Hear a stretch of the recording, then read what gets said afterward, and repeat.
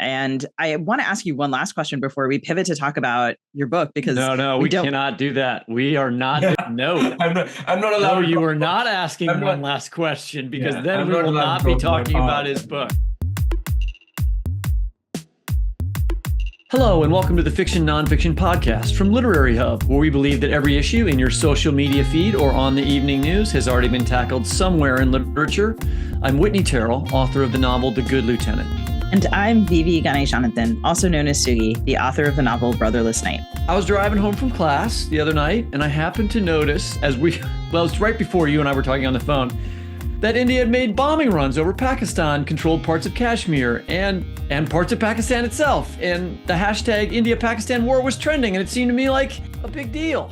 It most definitely was, especially if you understand anything at all about the history of those countries, or Kashmir, or Partition, or the many excellent books that have been written about Partition. Yeah, well, my understanding of all of those issues really comes through literature. I'm not, I don't read the newspapers in India or Pakistan on a regular basis, and American journalism doesn't cover this at all. But I am familiar with, the literature of the area, particularly beginning with Salman Rushdie's Midnight's Children, which is a book that I read pretty early on in my life. So yeah, it seemed like a huge deal to me. But now, as I checked X last night, which I still do, I see the hashtag had changed to India-Pakistan tensions.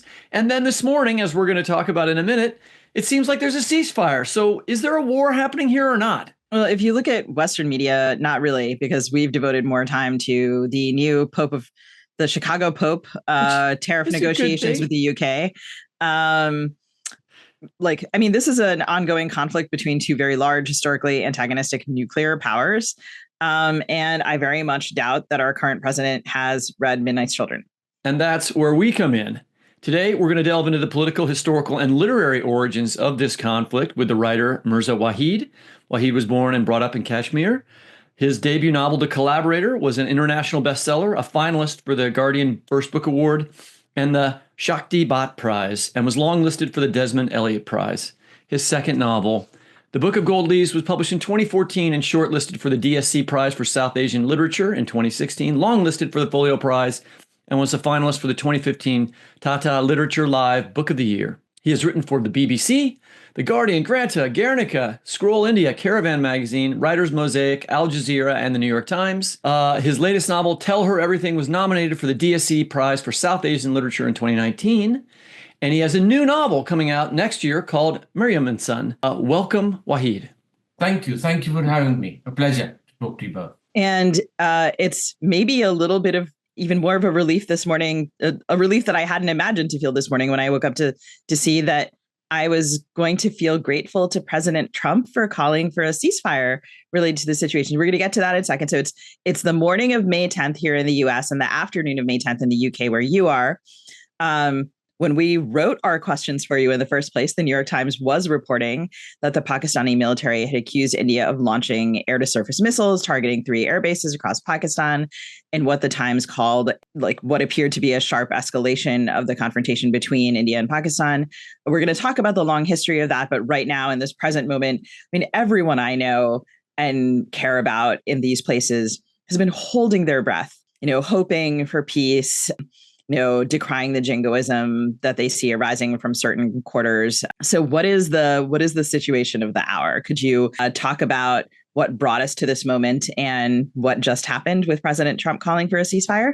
Thank you. Thank you so much. Can I just start with, I had never thought I'd utter the words, thank you, Donald Trump. Really. Well, we might have to edit them out. We'll see how it goes. It goes, yeah. But that's what seems to have happened, because it's not just the tweet as the president is, kind of fond of doing, but there's been detailed statements subsequently from the American government and both Indian and Pakistani officials that it has indeed kind of been agreed. Whether it takes effect immediately, what shape, that is obviously we don't know that. The other thing was, as you mentioned earlier, that there was an intense escalation yesterday after what Pakistan called Indian missile attacks in Pakistan. Pakistan retaliated with its own missiles in India, in mainland India, and Indian administered Kashmir, which kept me awake. Actually, I was awake most of the night because the details kept coming of, a bomb here, boom here, explosion here, blackouts, sirens going, on everywhere. And people were terrified. I spoke to a friend and I said this elsewhere. And he said families are shivering in fear. That was yesterday because of this. It not just the actual bombings, but the whole, the surrounding febrile climate that something terrible is about to happen, and it kept, it kept happening. But now, hopefully, let's hope, because as we know, these are two massively armed, militarized countries with huge militaries. Can you just take us through? I know that we'd have to go back a long way. There's no like beginning, right? But the beginning of this particular period of tension began with a terror attack on April 22nd. Could you just kind of lead us through our listeners through the basic chain of events that led up to this moment? A horrific massacre, and it happened in a meadow called Baisaran, which is in a hillside town called Pahalgam in South Kashmir. As a child, I lived in Pahalgam, so it was kind of, it was very, very moving and hard to imagine what must have happened, and it did happen. 26 Indian tourists were killed by a militant group. There was a claim by a new militant group, and they were massacred. Most of them Hindu, and that was the immediate trigger for the latest escalation, and obviously reprehensible killings, condemnable killings, and in such a manner too that they were asked about their names and then shot from close range. So that was horrific. And then we saw, exchange of statements and rhetoric until India then launched missile attacks in Pakistani territory and in retaliation to that attack on the tourists in Indian administered Kashmir. The difference this time was usually in 2019, a similar thing happened. There was an attack on an Indian paramilitary convoy in Kashmir, in which about 40 soldiers were killed, after which India launched what it called surgical strikes on a target probably, would be more accurate, in Pakistan administered Kashmir. But this time it was different. This time they launched these attacks in interior Pakistan, in Punjab. So that was unprecedented. That's why everybody was worried. I mean, people like me were extremely worried because we know exactly what it means. We know we have seen this for 35 years now. And we were worried that it will escalate, and it did escalate, but thankfully they've kind of, pulled from the brink once again. But as you said earlier, this goes back, the immediate trigger was the killings on 22nd April, but then they've done this again and again and again. So they've come to, this is probably the fourth war they fought over Kashmir. 1948, the first war, my grandfather's time. This is soon after the partition of British India, of undivided India. India and Pakistan become two modern nation states. And then almost immediately after, they fight their first war over Kashmir. We have a UN mediated, negotiated ceasefire, after which a ceasefire line officially called CFL comes into existence, which is not an internationally recognized border. It's just a ceasefire line where the troops stand at the last time of fighting.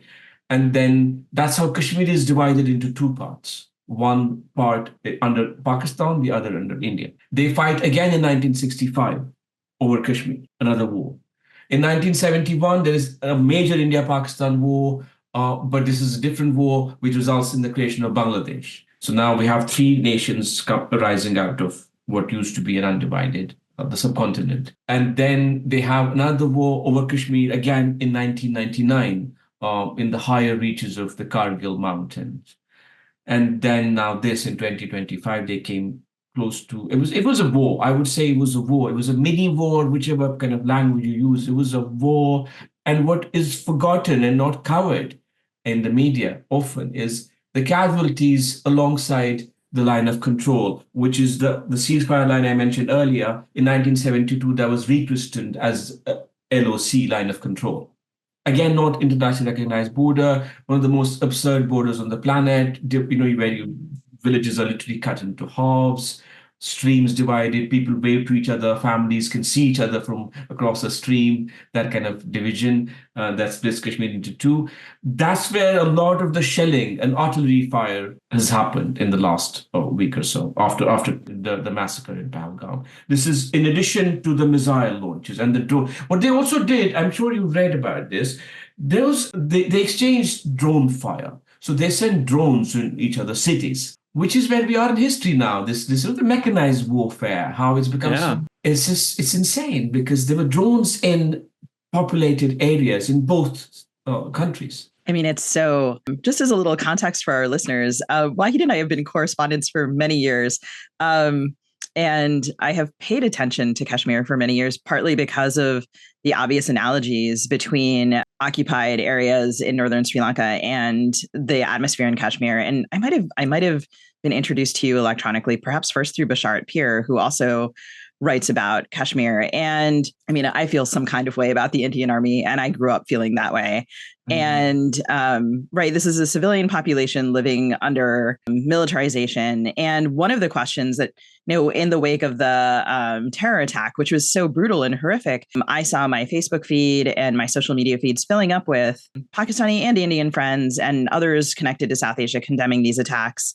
And then when India launched what they called Operation Sindoor, one of the questions that was asked, which I think was a very good question, is what is the evidence that Pakistan in particular is connected to this terror attack? I wonder if you can talk a little bit about, I mean, there's the sort of the assumption that, Pakistan is even the responsible party. Like, that's not a given, or the people that I saw talking about this did not seem to think that that was necessarily an appropriate assumption. Okay. See, obviously, I can't talk about whether they have evidence or, and if they do, have they, given it to the Pakistani authorities. That's one aspect of it. But I think the more important aspect is an attack did take place, and it was horrific. And the people who were killed were innocent tourists. They were out there going to visit Kashmir. Everybody wants to visit Kashmir. It's beautiful, and so on and so forth. And they were killed in cold blood. Now, and they were killed by a militant group. About almost all accounts, going by most accounts, say there were about 4 militants, 4 armed gunmen, terrorist militants, who, arrived in this meadow, in the higher reaches, in the high mountains, from a deep forest, So clearly it was a planned, absolutely thought out plan. Now, I can't comment on whether it was sponsored by Pakistan, but historically, as I said, one has to be completely honest and factual and accurate about this. Historically, Kashmiri militants did go to Pakistan to train. Okay. When the insurgency started. Of course, the insurgency also has transformed over the last few decades. In the 90s, thousands of Kashmiri boys went to the other side of Kashmir to train as militants. That was wholly indigenous, lots of Kashmiri normal people. It was not mercenaries or jihadists or all the kind of things we use. There were people like me, my generation. They went across to Pakistani administered Kashmir and came back to fight in the Indian Army. Later on, many groups based in Pakistan, also infiltrated, because there are groups within Pakistan that have historically used Kashmir for their recruitment, to enhance their ranks, to have a role. The role they played. So this is where we are. There is a fog around this, but an attack did take place, and these were innocent Indian tourists. Now, who exactly was responsible? Was it planned from a militant group or camp in Pakistan? I don't know. There's no way for someone like me or you to find that out, but it was a massacre. So I think that, this is a question we see over and over again in modern conflict, just kind of the question of how to hold non-state actors responsible for violence, the relationship of non-state actors to state actors, these kinds of the way that escalation of the kind that you're describing, is it's brutal, and it's also it can be very strategic as well. So, and again, it's I wanted to add civilian. I think please. One of the most crucial parts is this. See, the before this attack, the Indian state which the Indian government revoked Kashmir's autonomous status in 2019. That's one of the most important contextual bits for everything that goes on in Kashmir now. Until 2019, Kashmir had a degree of autonomy within the larger Indian Union, which was given to Kashmir in 1947 after the First War, in 1947-48. The Modi government revoked this autonomy unilaterally, without any consultation, without any participation, and then imposed a long siege on Kashmir in 2019, which lasted months, where no communication was allowed. Everybody lost touch with their people. Phones were jammed, everything, and people were basically besieged for months and months and months. Since then, there has been a slow return to normalcy. And there's also been a push by the Indian state that Kashmir is normal. Kashmir is returned to normal.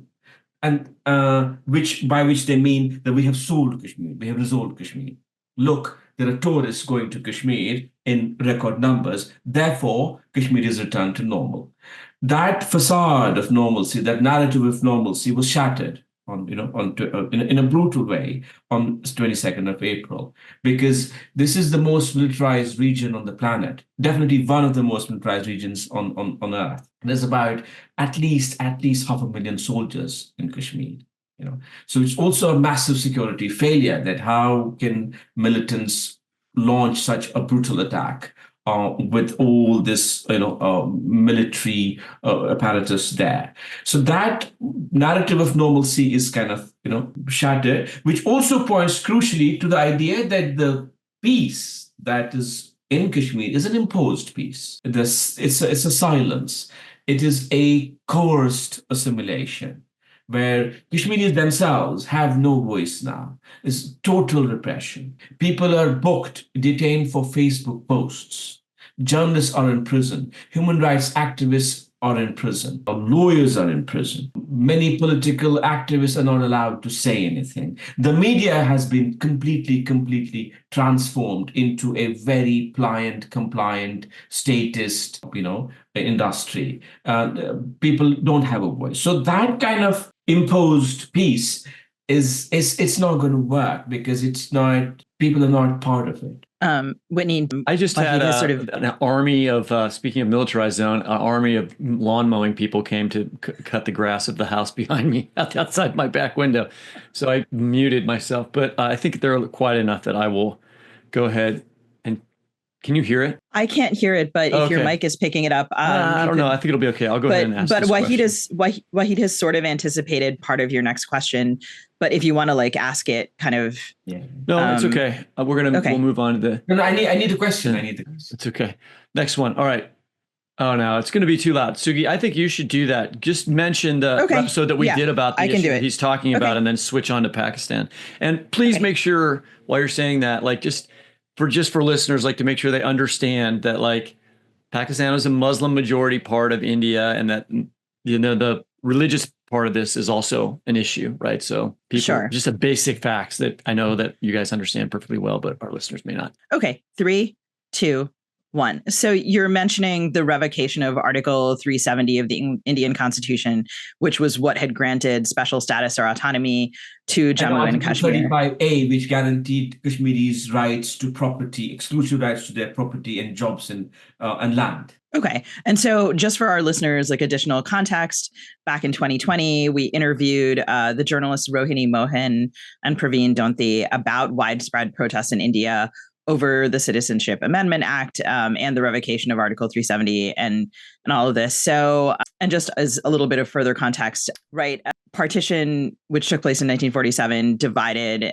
India into India and Pakistan. Pakistan is a Muslim majority country. India in recent years, India is a Hindu majority country. And in recent years, we've seen the rise of Hindu nationalism there. And we've done some episodes and had some conversation about that, which is part of why, right, what you mentioned about the tourists, the fact that they were mostly Hindu tourists is part of what is such a trigger for conflict here. And I wonder if you can talk a little bit about, and there, you mentioned Article 370 and the situation in 2019.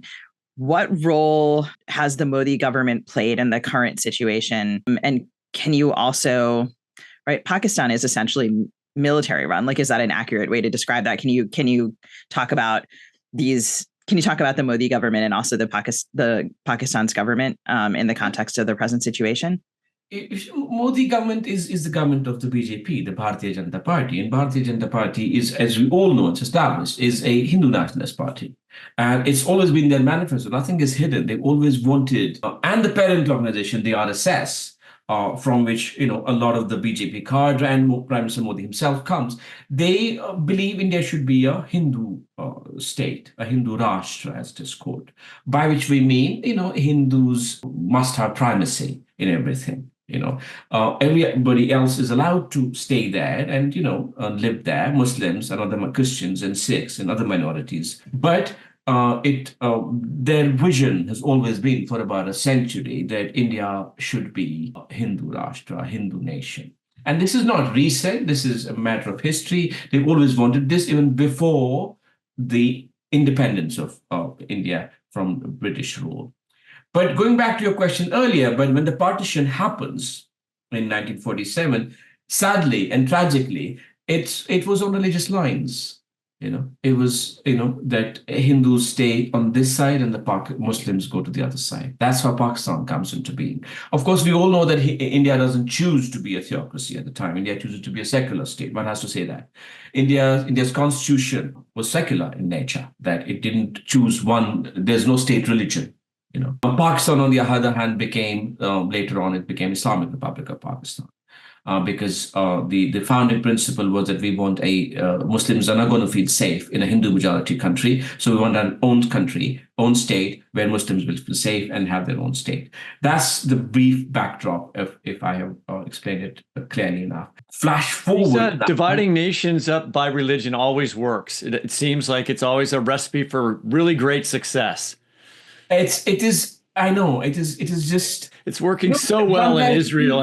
Sometimes we feel we make the same mistake historically again and again and again, as if that this is beautiful. Let's do it on this basis. Flash forward to the modern era, let's say 2014, when Modi is elected, when BJP is elected. It is an openly nationalist party. They don't believe in a secular ethos. Right now, India still is secular, constitutionally speaking, But I don't think these people believe in that. They believe in Hindu supremacy, and they're trying to refashion India into a different state. I don't think it will work, because I've lived in India, as a student and worked briefly in Delhi, and I have great connections and bonds with. I mean, one sounds so cliched and stereotyped when one has to say, I have great friendships in India and so on and so forth. Of course, I do,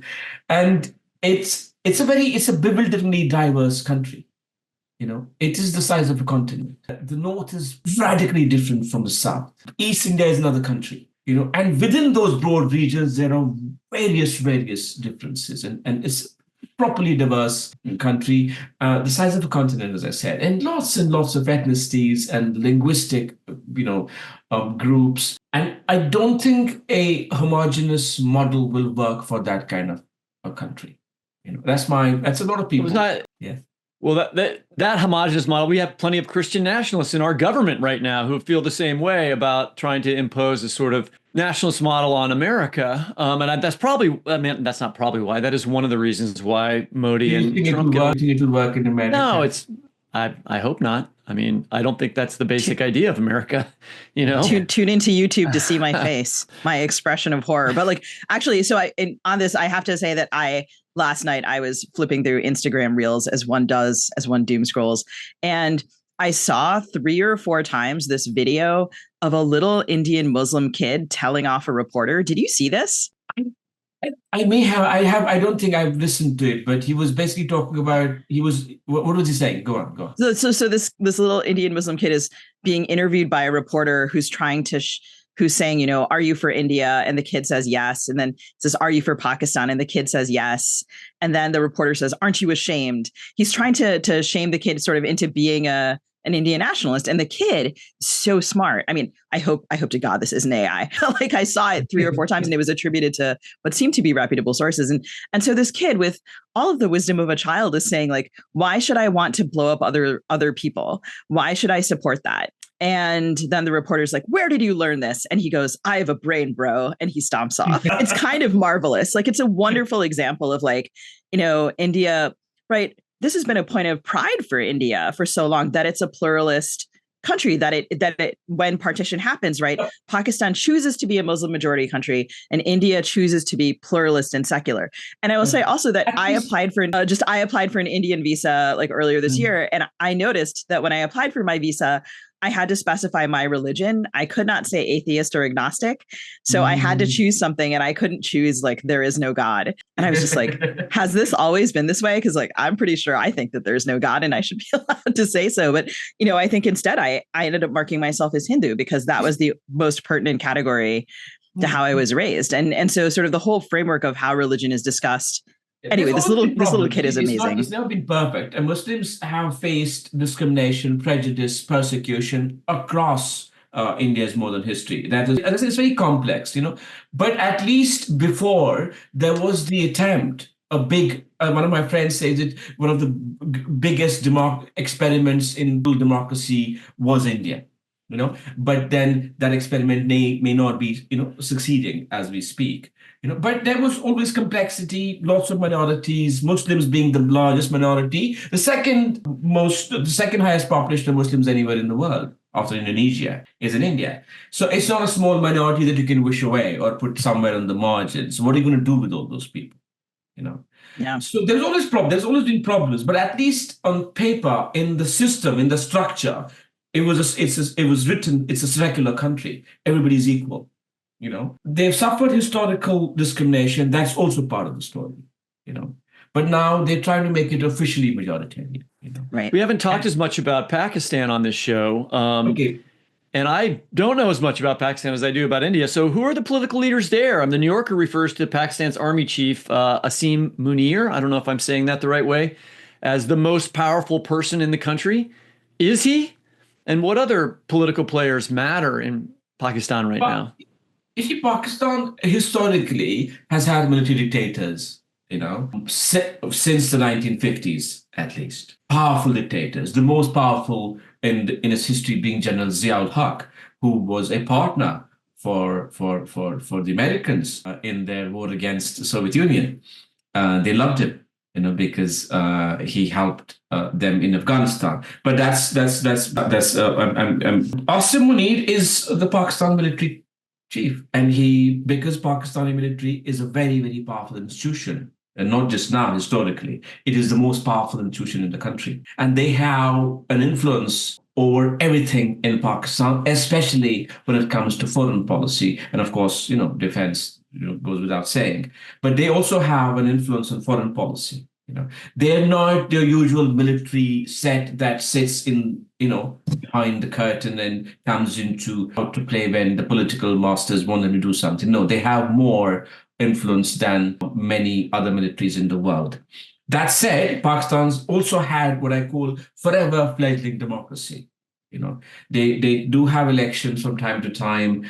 Sometimes there are allegations of, managed democracy, manipulated democracy, and so on and so forth. But there is an elected prime minister in place called Shahbaz Sharif right now. And it had prime ministers before then. But it is true to say that Pakistan military is very, very powerful. That is why in the negotiations you might have heard about from the American government, they mentioned the Pakistani Prime Minister Shahbaz Sharif, they mentioned the Indian Prime Minister Narendra Modi, they mentioned their security chiefs, and they also mentioned the Pakistani military chief, the man you just talked about, Munir. So in the military part side of this, also in here in the U.S., this has been described. This conflict, hopefully ended for the moment, has been described as this kind of proxy war. India is backed by the U.S. and uses U.S. military equipment. Pakistan is a close ally of China and uses Chinese military equipment. To what extent is that framing accurate? It's not entirely accurate. I mean, there's some truth in it because Pakistan has historically been a big ally, a big American ally. Most notably during the Cold War, and then after in its battle in Afghanistan with the Soviets, Pakistan was a frontline state for America. Then, even more crucially, a frontline state. So one has to also consider these geopolitical facts and historical periods that Pakistan, for the longest time, was America's number one partner in its war on terror. Thousands and thousands of Pakistanis, the other side, thousands of Pakistanis were killed in the war on terror while it partnered with Americans. Pakistan, and then the Pakistani military, the F-16s, they're American. Pakistan, they got them from the US. So now, but over the last few years, last few decades, it's always been a friend and what they call an all-weather friend of China. And Pakistan and China have been often described as all-weather friends. And increasingly, they had a lot of military support and equipment from the Chinese. But one can't forget that they've been very, very close to the Americans. In the recent years, India has kind of moved closer to America because historically they used to get a lot of equipment from Russia, from the Soviets back in the day. So it's quite complex, Pakistan, it's not, there is clean binary here that there's China and Pakistan on one side and India and the US on the one side. It's not that simple. I wish it was that simple because then we would have probably easier to enforce ceasefires and peace deals and so on and so forth. Yeah, I was talking to the BBC the other day because I get called when and this is not about this podcast. I love talk, but I get called, not just me. I mean, people like me. I was talking to Suri as well that you become this go-to guy when enough people are killed in the area, in the place you come from, and I hate it. I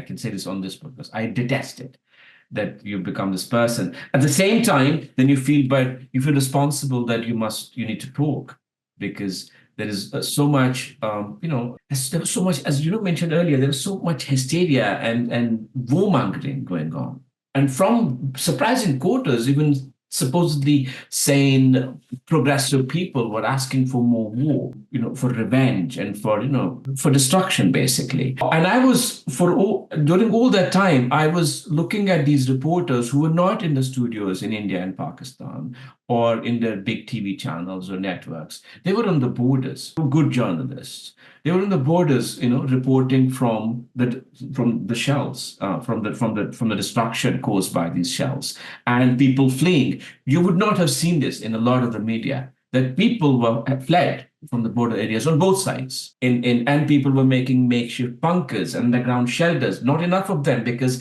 the shelling on the border, you have to imagine, is not, there's a shell that landed in so and so mountain. No, it is relentless. It's like barrage of artillery fire from both sides, and people getting killed on both sides, Muslim and Hindu. And you had a terrific piece about this in The Guardian, which we'll link to in our show notes, just sort of pointing out that some of the voices missing from this conversation are the Kashmiri voices, people who are the most affected. So we want to make sure our listeners see that piece. So we'll link to it. And I want to ask you one last question before we pivot to talk about your book, because we cannot do that. We are not. No, I'm not allowed. No, you are not asking one last question because then we will not be talking about his book. So I so hear you on being a go-to person when enough people are killed. It is a shitty thing to feel. Were you the go-to person when the massacres happened in Sri Lanka? I remember that in 2018, when the Easter attacks happened, I did get a couple of notes from people who were like, would you like to write about this? It would be great if you would write about this. And I was frankly in no shape to write about it, actually. And had a colleague sort of say to me, you don't have to, which was sort of the first time that I was like, I actually am not going to. I don't think I'm the right person to do it. And I don't want to. But yeah, I think in so many other situations, people are like, would you just gloss the war very quickly? And which is we ask people to do it, right? You have to. I don't understand. You have to be.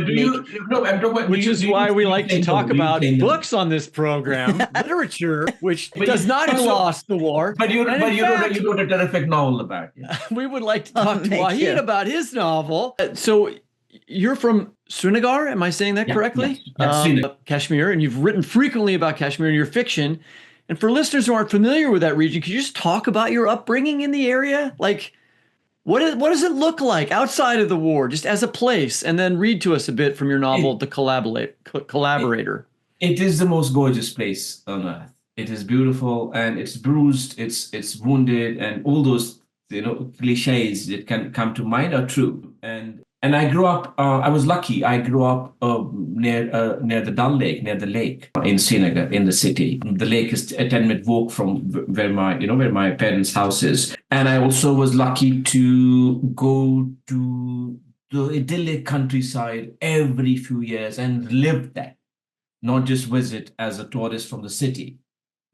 As a city dweller, I lived in the mountains frequently for long periods, for extended periods as a child, because my father, he worked in the tourism industry for the government. So he used to be posted in these hill stations, as they're called, some of them the most beautiful, gorgeous places in the world. And as a child, I would go along and I lived there. I lived near, near really, really high mountains. I lived near fresh water, trout streams. I lived, Now you're talking.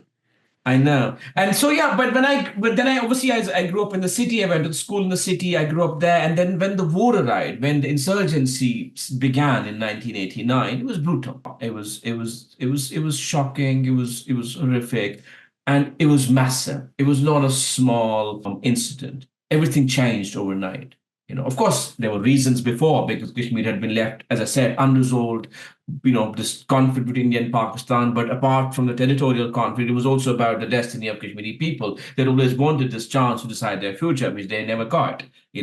Both countries kind of managed this conflict, while having wars every few years, as I said earlier.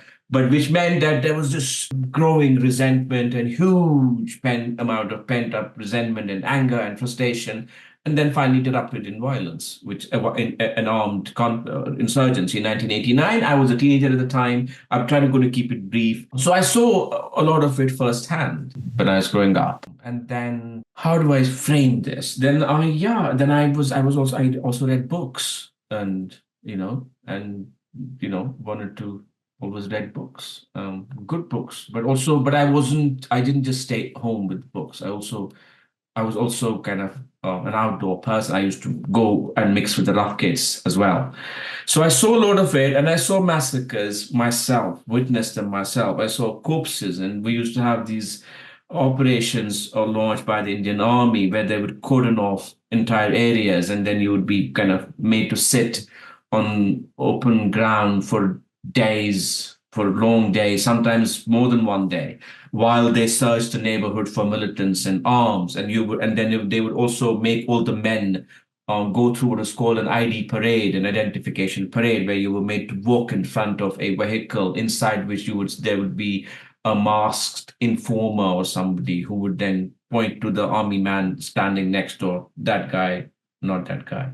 So many boys were taken like that, and some of them never came back. So but this is not something about me. I've said this so many times. I also sometimes I feel I have to move on from my debut novel. It was a long time ago. But that's where the novel came from, but it is not autobiographical. So in one of those operations, I saw corpses. There had been a battle overnight, and I must have been 16, 17. And there had been a battle between Indian armed forces and militants the previous night. And when we were marched into this field, that field is near the lake where I grew up. And as we walked, there were a few bodies on, a few feet away. And but you were expected to walk normally, just carry on. And you take your seat on the ground, and then you wait for your turn to be paraded in front of. And that image I've written about it and talked about this so many times, that it never left my mind. That how as I said, as you grow up and as you read more, and it just kind of it just was, how is this normal? How does this happen? That these bodies just like furniture, on the side. That's where the series of the first novel came from. But I didn't write it for the longest time. I wrote it in London many years later. At the time, I had no plans of writing a novel like that. I'll be honest.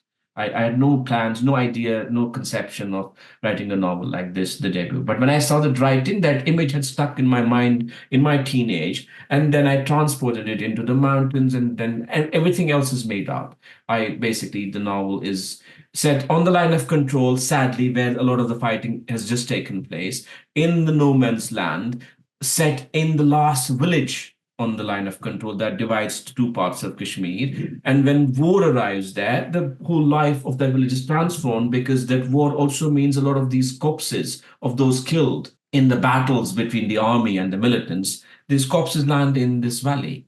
And this valley is beautiful. And it was a valley of yellow flowers, is what I had initially called the book. And that was the first chapter of the book, where a lot of these corpses land. And then, as I said, everything is invented.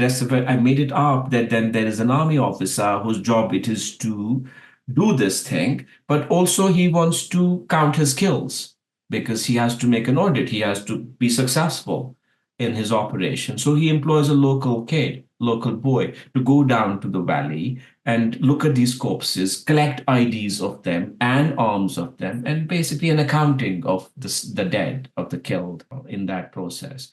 And then the novel looks at what happens to this boy's humanity. And his friends have also gone, one by one, his friends have also gone to the other side to train as militants.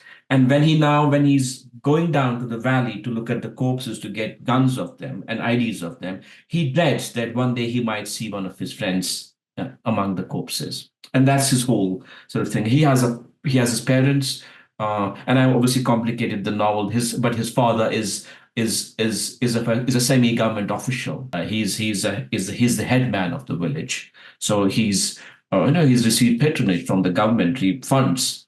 And that's why, and so the boy is forced into a kind of collaborative role with the army.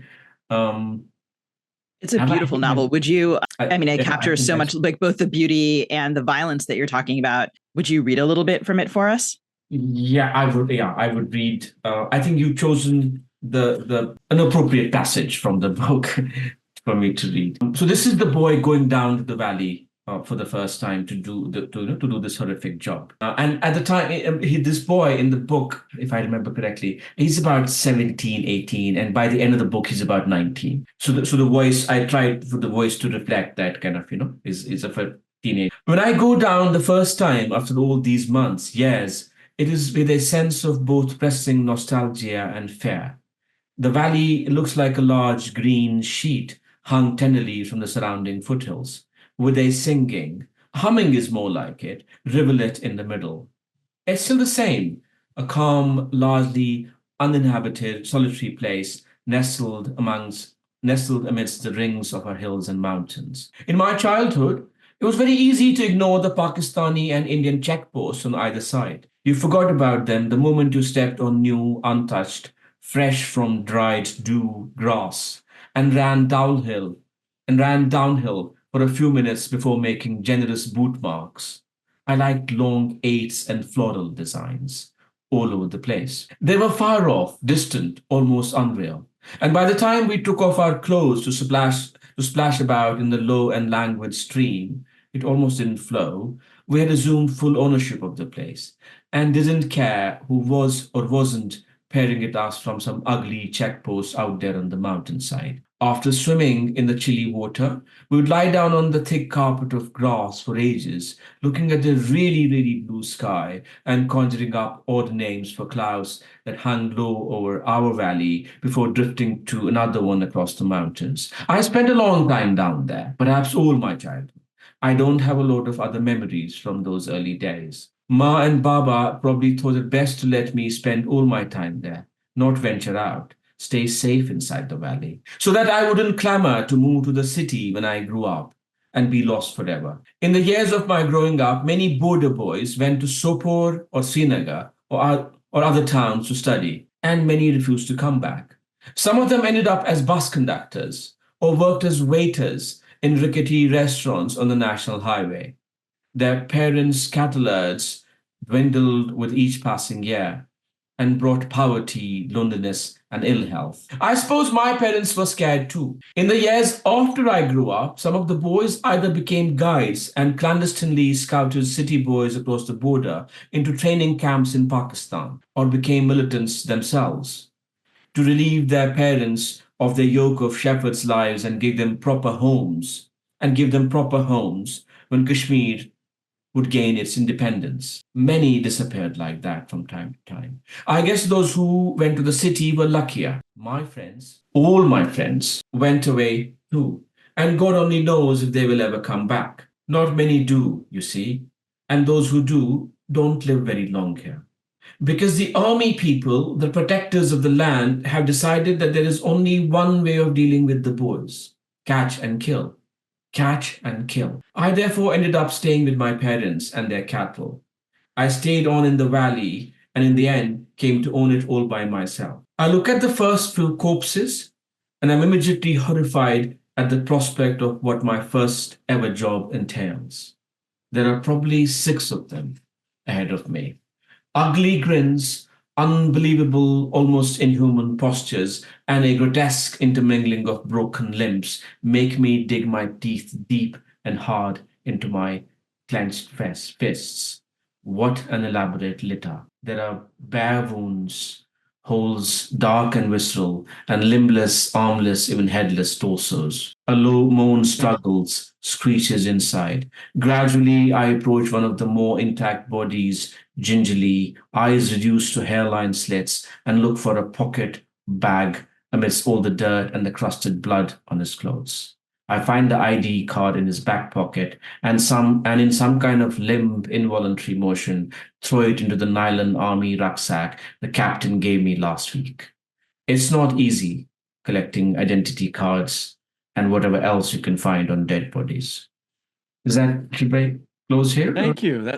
That's an amazing passage. And, because we're a politics and literature podcast, we talked about Salman Rushdie's Midnight's Children in the beginning of the show, and along with, outside of your own work, which we heartily endorse, what other writers have written successfully, in your view, about Kashmir and partition? Oh, you mentioned Rushdie. Salman Rushdie's Kashmir wrote a novel set in Kashmir. It's called Shalimar the Clown. Yeah, I know that novel. Yeah. What do you think of that novel? It's a very different take, and it's Rushdie. It's kind of Rushdie. There is all the play with the language and the imagination. The setting is very, very good, and Rushdie is brilliant at evoking and invoking that imagery. And towards the end, it goes into other cities because it moves to America, it moves to India, and then America as well. I wasn't sure about those parts. I think should it go in the program? It can go in the program. It's a fantastic Rushdie novel. It's not Midnight's Children, but it's the Kashmir parts are brilliant. Are terrific. Are there other writers that you direct our listeners' attentions toward? I know, people have heard this before a long time. On Partition, there is Manto. There's Manto's stories. She mentioned Manto now because many of his stories are set in these crazy borderlands where villages were split into two. Famously, Toba Tek Singh and other stories and other partition stories that deal with the horrors of partition. Koldo being one of my favorites. It's a dark, unforgettable, visceral story, but it's one of the best he's written. And then with regard to other fiction, I blanked my mind. Amrita Pritam is a poet who's written about partition. He's a Punjabi poet from India. Great, poem called Aja Khawaris Shanu, which deals with partition. The great Urdu novelist Quratulain Haidar, probably arguably one of the greatest Urdu novelists of all time. Her work is brilliant. And it's vast. It doesn't just deal with the partition specifically, but it's kind of broader. And she has a great novel called wonderfully translated. No, it wasn't translated by Ahmed Hussain. One of my friends, Ahmed Hussain, you might know of him. He wrote a great introduction to a novel called Aakhir Shab Ke Humsafar. In English, it would be Travelers Unto the Night. which deals with East Pakistan, the so-called East Pakistan, Bangladesh, but also India, and in that part of history. It's an amazing book, And her famous magnum opus is called River of Fire, which is a 2,000-year kind of narrative, nearly 2,000-year narrative about the whole place. Which else? And in modern writers, there's Pakistani writers have written about Intezar Hussain, the great Pakistani writer, Intezar Hussain. He's written about it, and thinking English translations. And among modern writers, Kamla Shamsi is, she's written about Pakistan and India and undivided India. So definitely. And yeah. That will give our producer lots of work making all of those links. But thank you. That's a wonderful reading list. And the list is long, and you don't have to get everybody. That's very good. I would probably leave some names out right now, and then be kind of taken to task that why didn't you mention so on and so forth. It's just so these people have come to my mind because you mentioned Partition specifically. Yeah. I think I made a good escape there. That's a great list. And Waheed, you've given us so much to think about. Thank you so much. We really, really appreciate it. And we want to encourage our listeners to pick up The Collaborator, which you just heard that brilliant passage from Waheed's second book, The Book of Gold Leaves. Most recently, his novel, Tell Her Everything. And we can now look forward to Mariam and Son, which will be out, I think, sometime next year. Congratulations on that. And thank you so much for being with us. We really appreciate it. This book has been turned into film. Yeah. Yeah, that's right. And you can now also be on the lookout for The Collaborator, the film, hopefully, which will be available in the US. It is a US-made film. As I said, this book it's the made in America film. Well, we will link to that as well. We'll see you at the Oscars. Forward to seeing it. Go every year. Please invite me if you. Thank you so much. That was really, really, brilliant. Thank you for being with us. Turn everything off. Oh, sorry, if we're going to end there. Which is not great. Please feel to cut it. No, I think you're great. You're good. I haven't slept well, honestly. I haven't. No, of course.